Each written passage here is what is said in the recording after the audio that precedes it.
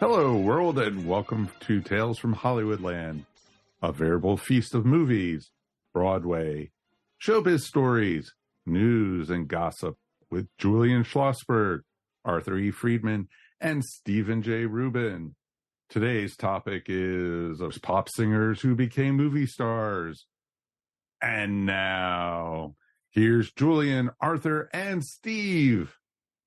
You know, we should also mention you, Mike. I mean, you're giving us such a beautiful introduction, but nobody knows who you are. That was our producer, ladies and gentlemen. That's Mike Faber, who is a titan in the podcast business. Titan, a very small titan, but thank you. One of the first things I thought I would ask my fellow shipmates here is, since we're talking music today, singers who became movie stars, I'm very curious if you can remember back to yesteryear. What was the first album of music you ever purchased by yourself? Oh, that's an interesting That's question. a good one. I'll start out by saying my very first album was the soundtrack to Tommy by The Who, which was a big selling soundtrack back in the day. I had bought my first car, a brand new 1969 Mustang. This is the summer of 69, my high school graduation year. And I had never listened to the radio. I just hadn't. But the minute I bought a car, I put on the radio, and the first song I heard was Pinball Wizard by The Who, which was by then 2 or 3 years old.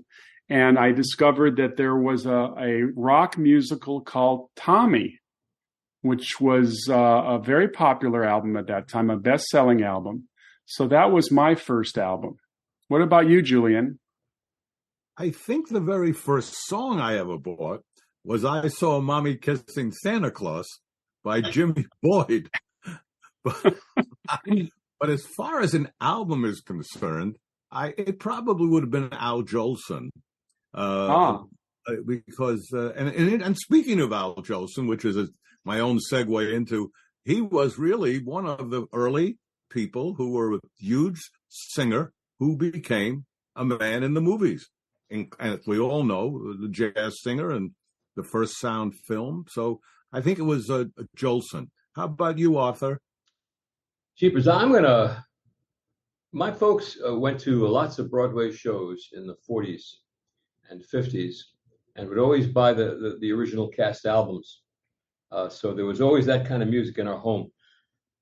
But I think, if I had to guess, it would probably be something like Patti Page's Tennessee Waltz or something. I love those little catchy songs out of the early 50s. I guess that, but certainly Sinatra, I bought a lot of his albums when he got with Nelson Riddle. One of the thoughts I have going into this subject is that of singers, pop singers who went into, who became movie stars, is how many of them there have been. It seems like a nexus to movies, becoming a movie star, is being a pop singer who hit. So, I mean, we're talking about all kinds of, and starting with Mario Lanza, who people wouldn't think of, as a pop singer. But he was about as successful as one can be, selling records, and then his movies worked. Elvis Presley. But there are so many.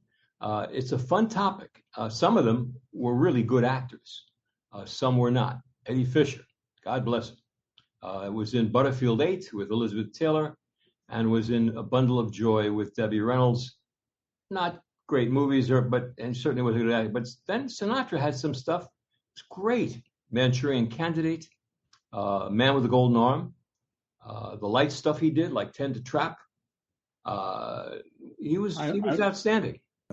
But the 1930s, when sound started, had some very interesting characters becoming movie people. Obviously, one of the most famous, of course, was Bing Crosby, who made it everywhere. Bing Crosby was a phenomenon of his time, bigger than anybody at his time, because he made it on radio, he made it in movies, he made it, and he just was extraordinary. Dick Powell Dick Powell, a man who sang with the Charlie Davis Orchestra, band singer. And boy, if we really want to look it up, band singers, did they become big? Not only Sinatra, but Doris Day, for example, who sang with the Les Brown Orchestra.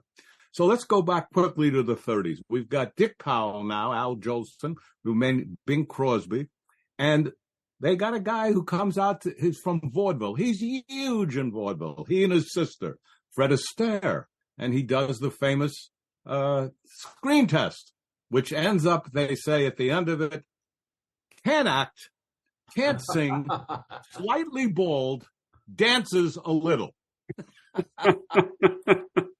Must you dance every dance with the same wonderful guy? Incredible He sang all the Irving Berlin stuff, the Cole Porter stuff.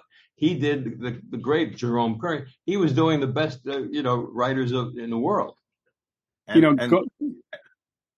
Going back to your Jolson reference, Julian, I mean, if you think about it, Jolson was probably the first person pretty much ever heard in a movie. I mean, the jazz singer, I didn't realize this, the jazz singer as a movie, and I haven't seen it in years, is a silent movie with musical moments. In other words, the only time you're hearing anybody is when Al breaks out into singing. From what I've heard of the people who first went to that performance, it created pandemonium. After 20 years of watching silent movies, for them to suddenly see somebody speak on screen or sing, and of course Al Jolson, as you know, was a huge popular singer at that time. Interestingly, as we all know, his medium was blackface, which of course today could not exist. It's the ultimate insult, but at that time it was accepted. Jolson was in a movie that I didn't expect to see him in. Barbara and I watched the other night. We watched Rhapsody in Blue. I'm a big Gershwin fan. I haven't seen that movie since I'm a kid, I think. Rhapsody in Blue, not a very good movie, but the music, Gershwin music, unbelievable. Well, it turns out that George Gershwin's first hit song was Swanee, and the guy who sang it was Jolson. So Jolson's in this movie in blackface, and I don't know that he's out of it, but he then comes on and he sings Swanee on stage in a production of whatever the show was that was written for him. But there's Jolson. And when it's all said and done, I realized this picture was made in 1945, and the Jolson story was 1946. So I was always told that Jolson had this period of years where he was just gone. It was over. His career was hit the dumps like Sinatra's did in the early 50s. But this was a year before, and I think it was a fairly big movie in the day, Rhapsody in Blue. Certainly a lot of people wanted to see George Gershwin's story. But there was Jolson. I mean, full. He did the whole song, and he was great. Do we know why Al Jolson did not play himself in the Jolson story and that Larry Parks played him? Yeah, he was too old. He looked too old. He was too old. Okay. Yeah. They were also afraid to work with him. He had the reputation of being like Godzilla. I mean, this was not a fellow you wanted to necessarily work with. You certainly wanted to see him perform, but not as a human being. But along those lines, Steve, your question, he went to Harry Cohn and said, I want to I'll play myself. And they did a screen test of Jolson. You guys aware of that? Because it's on YouTube. Yeah. And you can see him. He was just too old. And it didn't work. But he thought he could do it. Probably the greatest entertainer that ever lived, all-around entertainer. And I've asked some of the greats, how great was Jolson? And I heard things like, well, who do you think is the greatest? I said, well, Sammy Davis is probably the greatest thing I've ever seen, who's been in a couple of movies, by the way. And they said, Sammy Davis on steroids. That's how great Jolson was. He was totally electric. And no microphone or nothing, what have you. There's no frills. He was just out there entertaining. And he made some successful movies. I'd like to, if I can, just finish the 1930s with, if we were all 50 years younger, well, Mike is, but anyhow, if we were all 50 years younger, we should have done the Maurice Chevalier story. You guys wouldn't believe what this guy went through, but I'll just give you a few highlights.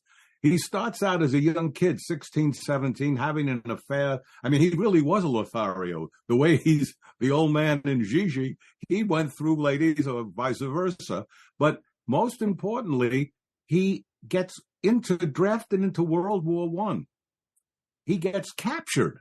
He's a prisoner of World War I, the Germans. At the time he goes in, he's on cocaine and he's an alcoholic. Obviously, in prison camp, he gets off cocaine and alcoholism. He learns English in the prison camp. And listen to this story. And then comes back, but he can't get out. And somehow the king of Spain is neutral at this time, lets him out, negotiates with the Germans, lets him out of the prisoner of war camp. He's now learned English. He goes to England. He goes to Paris. He becomes a huge success and gets into the movies. And in the 1930s, he's in about 6 or 7 or 8 movies. He's working with Jeanette MacDonald. He's being directed by Ruben Mamoulian. It was quite a story. And I thought, and Julian, wow. Didn't he also become a multimillionaire? Oh, yeah. And also there were those who said he was a collaborator at one point. I mean, the guy had, I mean, it's an incredible story. And someone listening, so often, I'm sure you guys get it too. I'm asked, well, how do I get into the movies? Go look up Chevalier. Try to get a story about him because it's way beyond what we know. Never knew this. Great story. Never knew it. Yeah, I wonder if those 5 people who were just released from Tehran, who've been prisoners of the Iranians, had done any singing, or had learned English. Hey, good one, Steve. That's funny. That's funny. You know, it's interesting. I keep going back to Jolson because it all begins with Jolson. You know, the beginning of sound movies mostly were musical movies. I think they really found that to be a sure hit at first because, as you recall, the transition from silent to talkies was difficult, but for a number of actors, they did not have the voice to be. And how many actors who were big actors in silence fumbled it? And, you know, I think one of the biggest ones was John Gilbert, who was a huge star in silent films. And I think his voice was not considered attractive. Is that true? Gene Hagen, Steve? Gene Hagen? Oh, in Singing in the Rain, of course. I can't stand him. I'll tell you guys a funny story. I can spot this. In 1981, we live in Boston at the time, and we're living high above everything in Boston at the Prudential Center. I'm sitting out in the balcony one afternoon in May, and we see Harvard, we see MIT, and I hear a big booming voice coming from the Charles River area where the Hatch Shell is. And it's on a big microphone, and I'm hearing this. It turned out to be Luciano Pavarotti. And what happened was they were making a movie called Yes, Giorgio, trying to make him the new Mario Lanza. And the voice was, and I'm thinking to myself, why am I hearing Pavarotti? See, and I realized they were making the movie. Okay, what a terrible idea I thought that was, and it was. It turned out to be a big bomb. But certainly they had the feeling of trying to emulate Lanza, who was a big star in movies and a great singer, great voice. Rossano Brazzi, who was the star of South Pacific in 1956, came to the movies from theater. And I remember... But didn't sing, Steve. He didn't sing. That wasn't his voice? No. Oh, I didn't know he was voiced. Because when I talked to Ray Walston, I worked with Ray Walston on a kid's picture from the 80s called Rad. And Ray Walston and Rossano Brazzi worked together on South Pacific, as you call Ray. Ray Walston was Luther Billis, I think he's a sailor. And he said that Rossano acted in an entirely different style than the American actors. It was like from a different movie. But I didn't realize that was not his voice. Well, you'd have trouble now playing Luther Billis. You could not use those coconuts. Those coconuts are out. Yeah. For eating or displaying on your chest? I saw Rossano Brazzi came up to Columbia Pictures when I was the executive pays there, and he had his wife with him. Rossano Brazzi had elevated heels that had to be 6 inches. the guy was Danny DeVito, very good-looking guy, and his wife was very round and very Italian, and followed behind him like he was the king or something. But he was a handsome guy who was very short, happened to be that way. Well, we also have to get into the 40s, too, before we get to the ones we grew up with, even though I'm going to mention the star of the Gum Sisters, Judy Garland, who, of course, was one of the great singers of our time, and also one hell of an actress, as she showed even in Judgment at Nuremberg in a very dramatic role.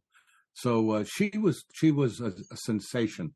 I saw her at 10 years old at the Palace Theater. It was one of the greatest nights of my life. My dad took me. I sat in the mezzanine. And the most exciting part of the evening for me was that 3 rows away was Richard Greene. And Richard Greene was an English actor who played Robin Hood on television. I couldn't believe it. That was as exciting as the show. As a kid, there's Richard Greene. Who opened for her when you saw her, Julian? Who was the opening act? There was 6 acts and her. And guess who was on this bill? Arthur, you guys would never guess. Mike wouldn't even know who I'm talking about, probably. Alan King? No, Smith and Dale. Really? Smith and Dale. Oh, vaudeville. 1952, doing Dr. Cronkite. Yes. But of course, nothing to do with Walter Cronkite. No. Nothing to do with Walter Cronkite. Julian, so wait a minute. So now all these acts are finished, and now it's time for Judy. And Judy comes out. She was a huge star, without question. So what is that like for you as a 10-year-old kid? You're sitting there, and all of a sudden, now they play da da da da da da da. I'm sure you know in the overture. Yeah, what it was like is, I guess I had no choice. I was hooked. Right. If I hadn't been hooked by that time in show business or wanting to be in it, that was it. Yeah. This woman sat at the apron of the stage and sang Over the Rainbow. And I tell you, 1,500 people at the end were crying. Yeah. It was amazing. Oh, it was something, Arthur. For a kid, you never forget. Yeah. Is it quite amazing to know that according to film history, the producer of The Wizard of Oz, Mervyn LeRoy, actually thought of taking Over the Rainbow out of the movie because they thought it slowed up the beginning. Well, yeah. I mean, how insane would that have been? No more so, Steve, than taking Moon River out of Breakfast at Tiffany's, and that was contemplated. What they should have taken out was Mickey Rooney. Mickey Rooney, right. Wait a second. I think this is like Groundhog's Day. We did this part already. Now, of course, when you talk about the 40s, you got to talk about Sinatra, Francis Albert, the chairman of the board, Old Blue Eyes, The Voice. I mean, I did some reading recently because I needed to know a little bit more about the Bobby Soxer generation and why they revered him so much. Sinatra in 1940 was a phenomenon. I mean, my goodness. And Paramount Theater in New York. Paramount Theater in New York, lines around the block, kids screaming, kind of like what our generation had with the arrival of the Beatles in the States. Obviously, everyone's a Sinatra fan, right? I don't think you can possibly discuss Sinatra in any context unless you begin with the fact that he stood alone as a pop singer. He was the greatest pop singer that ever lived. He was alone. He was Michael Jordan. And it's not an argument or anything like that. But the fact is, like Julian saw Judy Garland, I saw a lot of Sinatra in Vegas and other places, at the Hollywood Bowl or Greek Theater in LA. There was no one quite like him. And he was, without question, by the standards held by all the great pop singers, whether they be Steve Lawrence or Vic Damone, whoever these guys are, it was Sinatra. He was alone.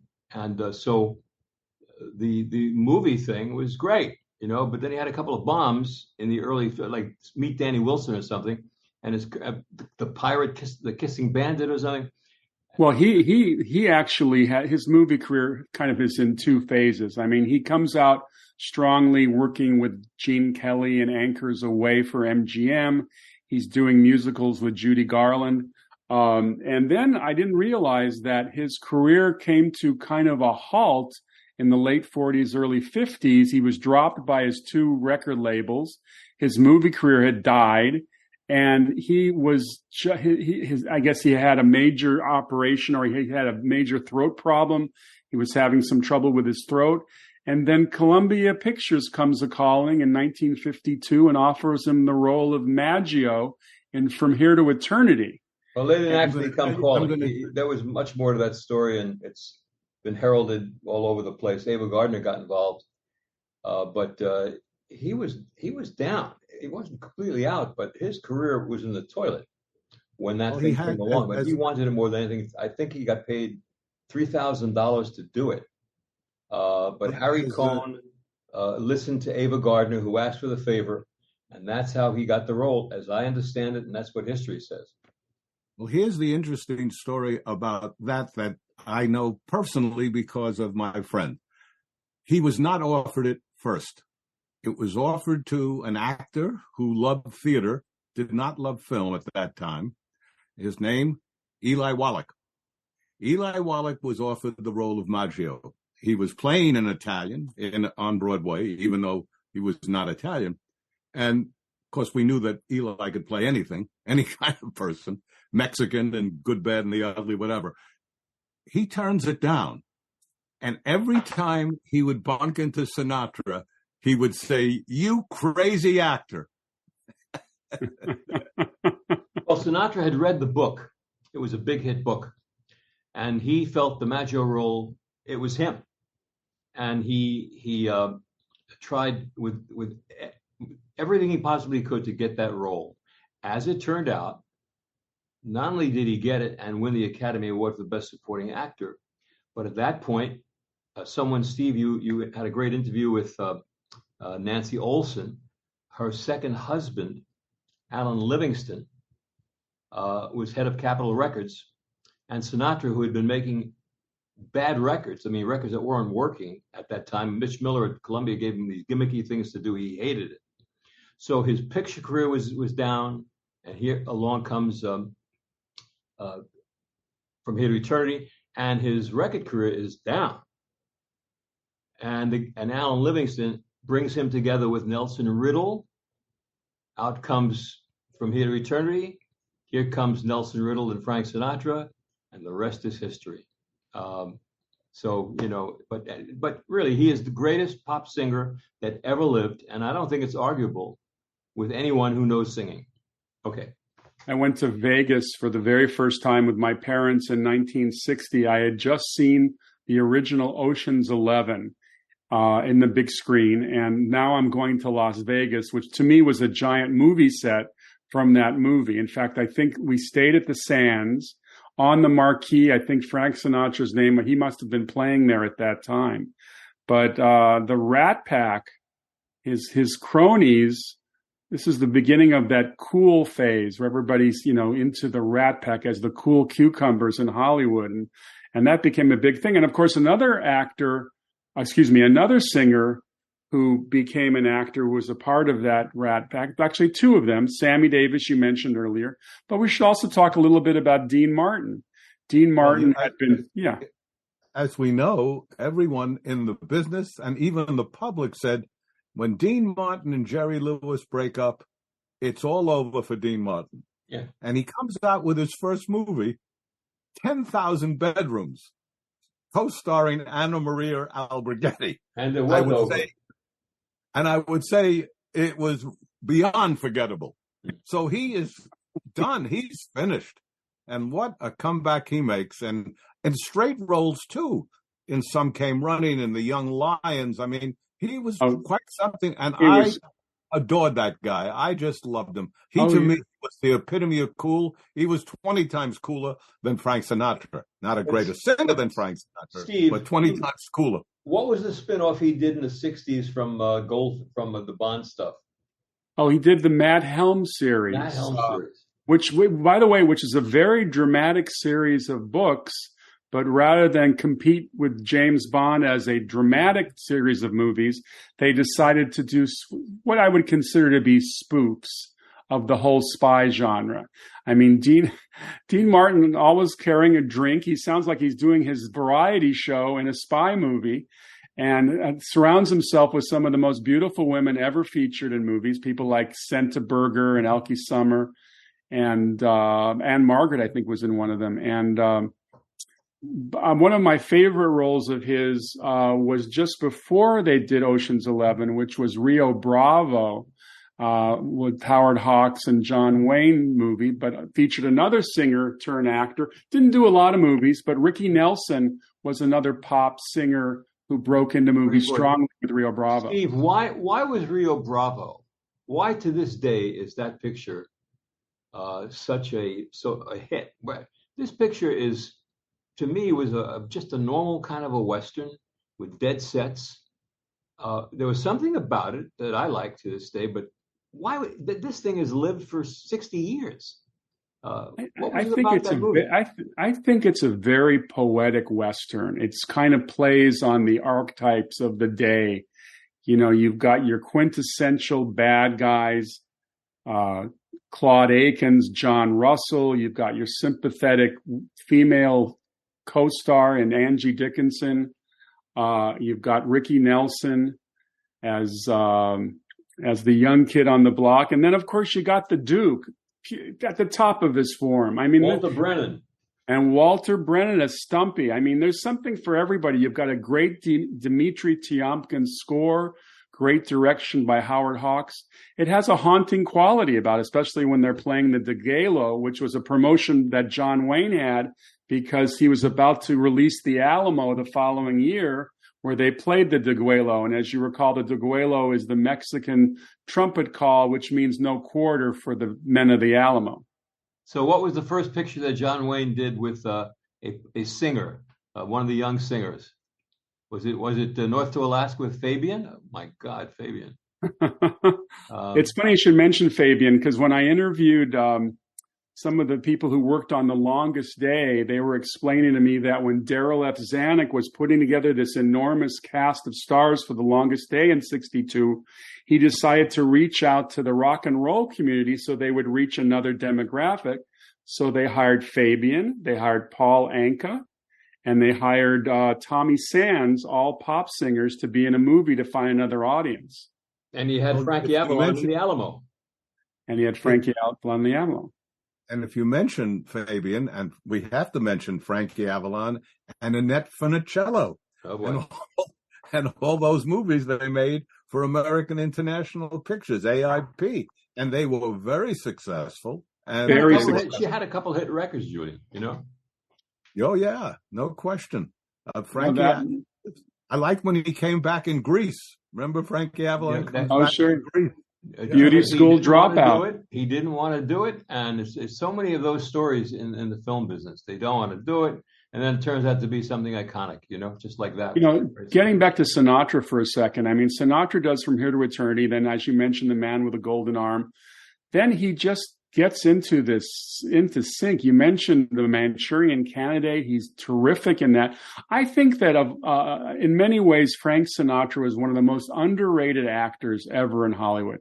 Yes, you had the personality that everybody recognized, but he could do drama very, very credibly. And how about Suddenly, where he played a presidential assassin? I mean, that's quite a film that very few people even know about, but it was a very strong movie. Good movie. Was it Jimmy Gleason? Who was in that with him? Sterling Hayden. Sterling Hayden. Yeah. Sinatra had one big problem that kept him from being where he wanted to be, probably at times. The reputation of only doing one take turned a lot of great directors off. And they didn't want to work with him because of that. I know one, he wanted to play the pilot in The Little Prince. And it's very good that he didn't do it based on what happened. But Stanley Donen, who told me that he had worked with him in musicals, and of course they had done musicals together, like On the Town, etc., said, I can't do it because I'm going to need more than one take on a lot of these scenes. Of course, it didn't work for Stanley or for Lerner and Loewe, for that matter. Back to Ocean's 11, which Steve mentioned, Marty Scorsese always talks about the picture in the sense that it's not. He always says it's not. It's not that it's a great movie, but the whole thing that takes place in Vegas is like a time capsule. That's his words, and it is. If you and Julian, you knew Vegas in those days. That I did. in 1960. But I love whenever I get a chance to see that movie, the second half of the film, when they head into Vegas to do the robbery. That's footage is just priceless. It's Vegas when Vegas was Vegas. You wouldn't recognize it today, of course. No, everybody dressed up. The women were in their finest. The guys were in suits and ties. Oh yeah. Oh, by the way, when they walked past the slot machine, you heard the jingle of change, which you don't hear anymore. Steve, I'm at a little kind of party in Malibu one afternoon years ago, and there's a guy he's got a little hat and a big mustache, and he said, "Hey, how you doing? Good to see you." I said, "Fine. My name's Lou Gallo." I said, "Hi, Lou. How are you?" I didn't really know who he was, and he said, "I was in the Kennedy movie, PT 109, Lou Gallo. I was in Ocean's 11, and he was in Ocean's 11. He just didn't look anything like that." Well, you know why? You know why he was in Ocean's 11? He was a protege of Louis Milestone. Ooh, Louis Milestone, the fine director, directed Ocean's 11, and he's also in PT 109 because Louis Milestone was directing PT 109 until he was fired by Brian Foy and replaced with another director.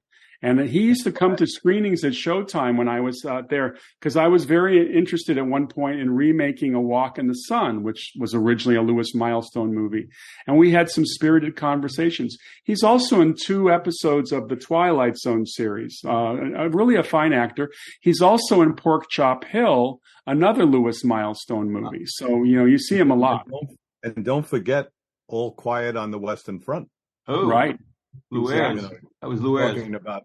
There was Brad Dexter, whose career catapulted him to all kinds of work for the rest of his life when he saved Sinatra swimming in Hawaii, I believe it was. He got caught in a tide. You're absolutely right. And then when Sinatra decides to direct a World War II movie, which is pretty much forgotten today, called None But the Brave, which has Tommy Sands in it, and I think Brad Dexter is in that. Yeah, he put him in. Brad Dexter was in that movie because Sinatra wanted him in the movie because he was directing. Hard not to talk about Sinatra and movies without mentioning one of the worst movies ever, The Pride and the Passion with Cary Grant and Frank Sinatra. Come on, guys. Does it get worse? Wait a sec. And you forgot Sophia. And Sophia Loren. You cannot forget Sophia. Yeah.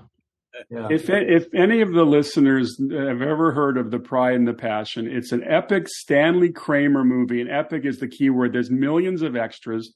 It takes place during the Napoleonic Wars, and they're hauling a giant cannon halfway across Spain to blow up this Spanish fort. This French fort. And they cast Frank Sinatra as a Spanish patriot. Speaking with that accent. Yeah, I think if any of the listeners have never heard of it, they should consider themselves fortunate. Right. But Cary Grant never made a bad movie until that movie. But he never sang, so he's not going to be a good subject for us today. True. But a subject that you are personally very well acquainted with, Arthur, is Bobby Darin. And Bobby Darin, like Sinatra, Jolson, he comes out like a bombshell as a singer when he first debuted. Tell us a little bit about what you remember about Bobby Darin. Well, I have a whole history with Bobby Darin. But to understand Bobby Darin is to understand that you never saw him at his best in movies or television. You had to basically see him in a nightclub to understand just how great a talent he was. He was an incredible talent. A lot of people compared him when he hit with Mac the Knife, which exploded his stardom in 1959. He's like Sinatra, and all that. And when I first met Bobby's son, Dodd, he asked me, he says, "Tell me the truth. Is my dad as good as Sinatra?" And I said, "No, he just is. Nobody's as good as Sinatra." But Bobby Darin was a showman of the old school, and that's where his success exploded. We'd take older songs and Up the Lazy River and Won't You Come Home, Little Billy, and songs like that, and make them his own. He was a great, great talent. When he went into movies, I think the first thing he did was Pepe, a cameo, or he did a song in Pepe, which had all kinds of stars and Cantinflas and God knows who, but I don't know if the thing ever did business. But he did a picture called Pressure Point, which probably everybody thought this could be it for him, and it wasn't. He and Sidney Poitier. I got a feeling that the best thing he may have done was Hell is for Heroes, an underrated little war movie, black and white. Bob Newhart.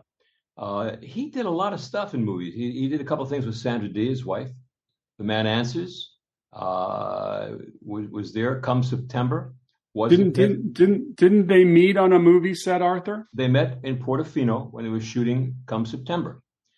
So that would be at a time when his career totally exploded because he had Mac the Knife and the Beyond the Sea, and he walks into this movie, and he is Sandra Dee, who is a very innocent girl at the time, all of 18 years old, and they were kind of oil and water, or they were a different kind of a couple. Bobby was a street guy. She was protected, through a good portion of her life. But of course, Gina Lollobrigida was in that movie, as was Rock Hudson. And Bobby sang in the movie. He wrote a song or two for it. He also sang. That's a subject we should get into, is the songs that went over the title. And Bobby had a hit with on any Sunday. I forget the name of the movie, but New York on Sunday. That you would then get guys like Sunday in New York. Sunday in New York. Not a great movie, but he had a hit record of that.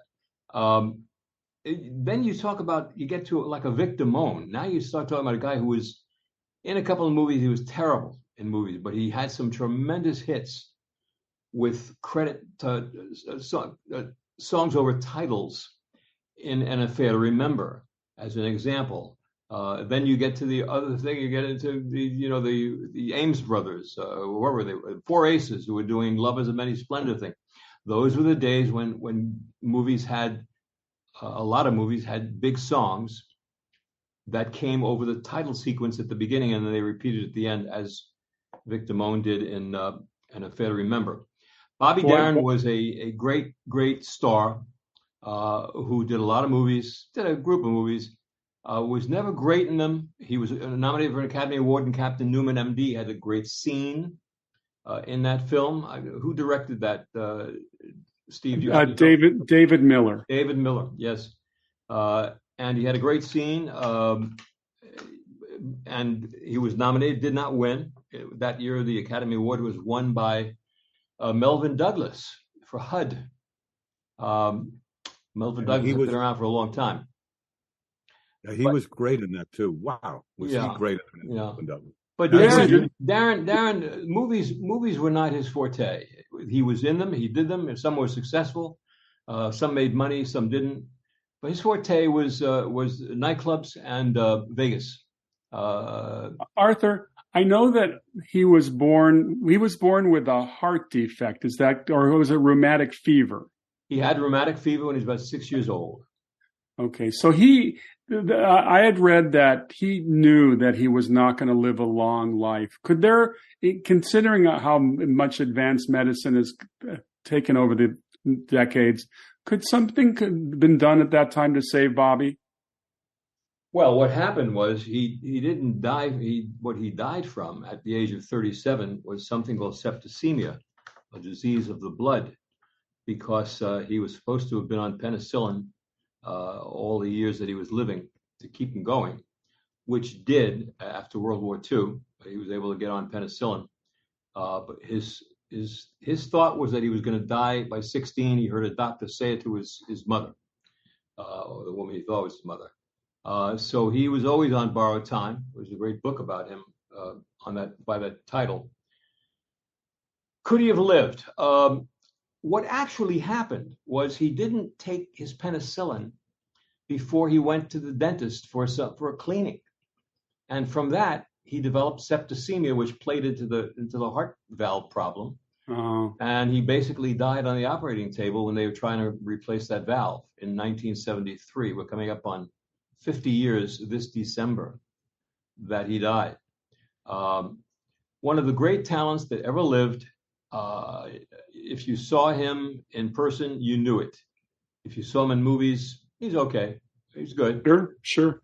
What I was amazed at was going to the Copacabana to see Bobby Darin. And what I did not know from television, and certainly from movies, was what incredible mimic he was. Incredible ability to do people and voices. And he could play so many instruments. And in the show that I saw, he played instrument after instrument. He would jump on, he'd play the drums. He was just extraordinary. He was almost the way Sammy Davis was when you'd see them in person. He played 6 instruments. Yeah, he was a white Sammy Davis. Yeah. I'd like to transition to a lady for a moment who I think we all can appreciate, Barbra Streisand, who started, obviously, like a lot of these singers, as a major presence in music, who all of a sudden becomes a very talented actress in both drama and comedy. Barbra started out wanting to be an actress. She did not want to be a singer. And she found that they weren't going to hire her as an actor, but they would hire her as a singer. And she used that fame, of course, to then get into movies and was extraordinary in both. I spent a lot of time with Barbra in both New York and California and in London and in Mexico, and loved being with her. I loved her talent. I loved her sense of humor and her ability. The first time we met, and we were laughing about Bronx and Brooklyn. She was from Brooklyn. I was from the Bronx. And I said, "Do you ever hear of an egg cream?" And she said, "Of course I know what an egg cream is." I said, "Well, you remember that the chocolate syrup?" She said, "You mean you bet chocolate syrup." So she knew. Julian, what most people think that her whole fame came about because of a Funny Girl, which it did in many ways. But there was a Broadway show she did before Funny Girl where she was a stick-out star. Yeah, it's called I Can Get It For You Wholesale. Right. And that's when she kind of broke out for people in theater who knew who she was. But this idea that she would get nervous before performing was true. It wasn't publicity. It wasn't a bunch of crap. It was absolutely true. But she was, I just loved my time with her. And I spent time with her before Jimmy Brolin and during Jimmy Brolin years. And then, as it often happens in show business, she sold her apartment in New York. I left Los Angeles, and we didn't stay in touch. She made great movies. The way we were Funny Girl. Yentl music, and Yentl is somewhat underrated. It's great music. She's also very funny in What's Up, Doc, I think was one of her comedies. I think as a light comedian, I think she was very, very good. And I loved Yentl. Yentl was a wonderful movie. Perfect for her. Yeah, it was. And she worked so hard on that movie. She did the research. Those costumes, every one of them are authentic. Everything was. And when Janet Maslin in the New York Times said something negative about it, it was so devastating to her because she had worked arduously to make sure that everything was authentic. It's kind of sad, and we can one day do critics and go after critics, which I would love to do. In a Woody Allen movie, I think they referred to a moment in time where they got rid of all the lawyers. I think the same thing should apply sometime to critics, because we don't need critics. Let's put that down as a show. I'd love to do that. Well, it's Red Button's last words of John Wilkes Booth, where I'm sorry I thought he was a critic. The thing about you should have saved it for the end, Arthur. Yeah, that's okay. So the thing about Barbra Streisand is she made hits. She made main event. She made hits one after another. She really her choices for the most part were great. She made a lot of hit movies. Funny Lady was a big hit. The sequel, to Jimmy Kahn was great. And probably the biggest selling album of all time. Her albums are just gigantic. How many won Grammys? And it was an incredible story. I wanted to talk about something quick that is kind of interesting. In the 1970s, a young girl that we both know from the Supremes Diana Ross made Lady Sings the Blues, Mahogany, and The Wiz. And after that, 3 movies in the 70s, never made a motion picture again. And question is why? I don't know the answer, but it is interesting. She certainly could act, and she was terrific in Lady Sings the Blues, I thought. Well, we've discussed The Wiz before, but it's worth bringing up for 1 second that she was part of an ensemble cast of superstars. Michael Jackson, Richard Pryor, Sidney Lumet, the director, and the movie was a bomb. Quincy Jones, put that together. They couldn't get better. And Sidney Lumet directing. Yeah, and so, it's the old story. You sit down and say, let's see, you can do this with like a baseball team. I got Babe Ruth, I got Lou Gehrig, I got Willie Mays, and the team fails. Here you got this all-star cast of people in every which way, and the movie, happened to be terrible. I don't know why she didn't continue, but she was certainly big on stage. I'd like to jump in and mention another king of music, literally the king of rock and roll, Elvis Presley. I mean, Elvis, another surefire hit maker as a musician with a rather tempestuous manager named Colonel Parker, who was very shrewd. I think we all recently saw him. Those of us who saw the Elvis movie saw Tom Hanks play Colonel Parker, which I thought was interesting. But he made a lot of movies, and they were very popular, and they were perfectly designed around his singing ability. They weren't great movies, though. They were just, maybe 1 or 2 of them were okay. It was just Elvis. Viva Las Vegas is the best, probably. The great part about Elvis Presley's movies were the people who made the money on them, because they made a lot of money, those movies. Yeah, well. There was a fellow named Hank Saperstein. Do you ever hear of him, guys? Of course, sure. And Saperstein worked with Colonel Parker in those days. Saperstein, we know because he put together the Mr. Magoo cartoons and stuff. He was the producer of that. But he told me that Colonel Parker, I think in the early days, would be working the stadiums selling seats, because the seats in stadiums were often wooden and uncomfortable. And he found that he didn't do very well, so he would get there early and hose the seats with water. Yeah.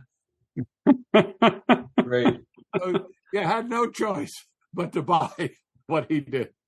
I love those kind of stories. Did any of you guys ever hear the Jerry Weintraub story about him and Colonel Parker with Elvis? I'll tell you the story as I heard it from Jerry Weintraub.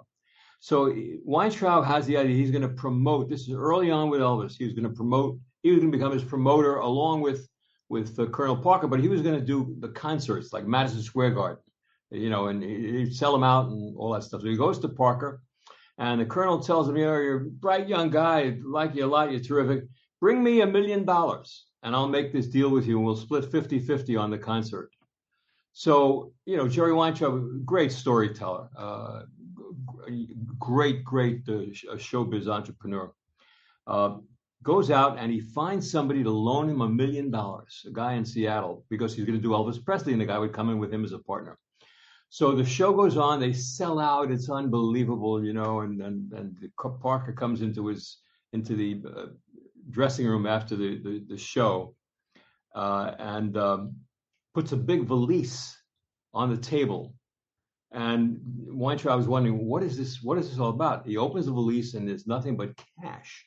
And he empties the valise on this table, and cash all over the place, And with this, Jerry Weintraub says, what is this? And he says, I'll tell you what it is. And Colonel Parker takes his cane and just smacks it down in the middle.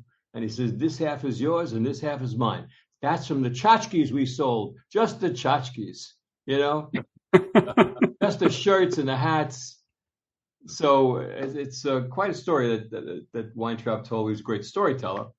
But the Colonel Parker, who was responsible for Elvis being in all those movies were not great really for his career. He should have been in Japan. He should have been in England.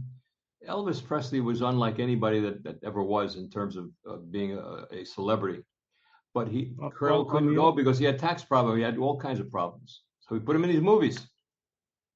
Well, he also, you have to give Hal Wallace credit, because it was Hal Wallace who decided to put Elvis into movies, and was a giant producer. Also did Martin and Lewis, didn't he? He did, oh. And Shirley MacLaine. And he was married to Martha Hyer. Remember her? So There you go. Hal Wallace was? Yeah. Martha Hyer. Interesting. Now, when I started... It was really Rhonda Fleming. That was Ted Mann. I know. They lived another musical group that for a brief period were really big in movies were the Beatles, starting with A Hard Day's Night in '64, followed by Help, Yellow Submarine. These were huge hits. And I would say, whereas the movies didn't do much for Elvis's career, I think the movies did enormous things for introducing the Beatles to the U.S. audience, because A Hard Day's Night was a huge hit. Huge. I went to work for United Artists in 1964 distribution. And all I ever heard about, I went to work there in March of 1964, that there was a Beatles movie coming out. They were going to do A Hard Day's Night, and you had to get it out fast. David Picker told this story, who was the president of the UA at the time. They had to get it out fast because they were going to go into the toilet. Within 6 months, they'll be forgotten. Hard Day's Night, followed by Help a couple of years later. Enormous hits. Magic. I was involved in their last movie in a strange way called Let It Be.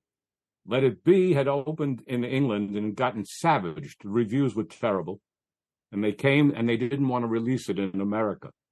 I was consulting for Alan Klein, who was the man who was the manager of the Beatles and the Rolling Stones at one point. And I have to go and testify to say, as a so-called expert witness that Let It Be is worth money.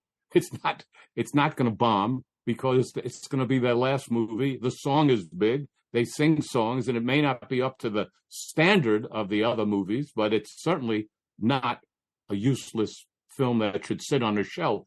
And he wanted it out because he had a piece of it. Yeah. And he did win the case. And it got mixed reviews. It didn't get great reviews, but they were, as Steve said, a phenomenon. I want to ask you, Arthur. They also made a thing called Yellow Submarine. Right. Yeah, he had mentioned Al Brodax. The first three.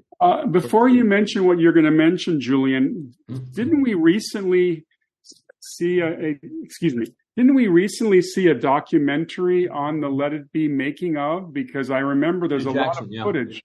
Yeah. Yes, absolutely.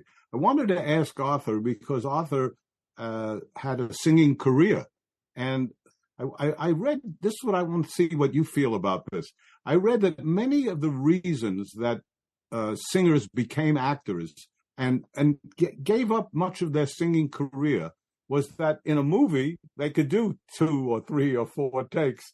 But when you're in a nightclub and you're singing, you can't say, no, I think I'm going to do this again. Let me try this again. And they said that singers, they felt, worked much harder than actors. What do you think about that? Because you were a professional singer. Well, yeah, I was for a period of time and had limited success. But I had enough limited success to understand what that was all about. Julie Rizzo, who was Sinatra's best friend and bodyguard, was my manager for 2 years. So I got to some major nightclubs and recordings and things. No, I think that when you perform live, there's something very exciting about it. There's something great about it. A lot of it is improv. A lot of it is ad lib, because you never know how audiences are going to react. But I think that what happens is that movies are star driven, and you could become a singer with a hit record and go into a movie, star driven, or a comedian like Buddy Hackett and become a movie star in Music Man and Mad World. It's just that it's star driven. So when you had a hit record, like you take somebody like Fabian, I mean, he's one of the worst singers that ever lived. But got into movies and was okay. He was terrific in North to Alaska as an example. But I think movies are a part of what happens to singers when they succeed for reasons that are obvious. The audience is familiar with them. And, a lot of times their records, even if they're not huge singing stars, certain records become hits. And there's a Scorsese around who makes a movie called Goodfellas and decides to use Jerry Vale. What a great voice. Great voice. They show Jerry's back or something in Goodfellas, but one of his songs is playing. Harry Belafonte made movies. Made a great little movie called Odds Against Tomorrow for Robert Wise with Ed Begley and it was Sterling Hayden, I believe. But Belafonte made movies too. And who was bigger than Harry Belafonte in the 50s? I'd like to mention somebody in the 2000s, which I think we haven't really covered much of that era. But I'll be very curious to see how far Lady Gaga's career goes, because Lady Gaga, another big, huge international songstress who of late has had some very strong roles. I mean, her role with Bradley Cooper in the revival of A Star Is Born was very popular. And then, of course, she recently did the movie about is it the Gucci family, or I think it is the Gucci family, House of Gucci. Was it Versace? Versace? I don't know. Well, it was one of those Italian companies. Well, she was great in Star Is Born. She was great. She was. If she gets the right property, she'll be great again. What did Madonna do? Did Madonna do Evita? Yes? No? Yeah, she did. She did Evita, but she started out in a movie called Desperately Seeking Susan. Yes. That was her first movie. Right, and then she was very popular in A League of Their Own about the female baseball players. I thought she was very good in that too. How about the fact that you're seeing coming up Taylor Swift doing a concert and selling $100 million worth of tickets for theaters? They're gonna show the concert in movie theaters. Well, certainly Taylor Swift is the Sinatra, Bobby Darin, Lady Gaga of today. I mean, she's just enormous. We're coming to the end of what has been a spectacular show. I think we could talk all day, as we always do, about music and movies. And I want to let our constituency here, our listeners, if you're enjoying our show, we actually look forward to your comments. You can email them to us if you'd like to take down this email address. It's Tales from Hollywoodland, one word, @gmail.com. And we'd love to hear from you and see what you think of the show. And if you have any ideas for shows, we would love to hear it. I think we'd be remiss if we got out of the show and not having mentioned Howard Keel, Seven Brides for Seven Brothers and other Annie Get Your Gun. One of those great Broadway voices that came along. And we did the whole show and never mentioned Dick Haymes. How great is that? Now you got your Dick Haymes message, I think. But as everybody, this is a great topic, guys, a great topic. And you've been listening to Tales from Hollywoodland with a lot of fun today. It was. You want a joke? Milton Berle's favorite lawyer joke to end this? We're waiting with bated breath. Are you guys ready? This ready. Is Milton Berle's favorite lawyer joke. So we're in Wall Street. There's a bar. It's about 6 o'clock. Place is crowded. You can't move. And somebody starts screaming, "I hate lawyers. They're all assholes. Lawyers are assholes. That's all they are." And a guy comes up to him and says, "Are you a lawyer?" He says, "No, I'm an asshole." So anyhow, that's the joke. You gotta have gotta be some kind of reaction, guys.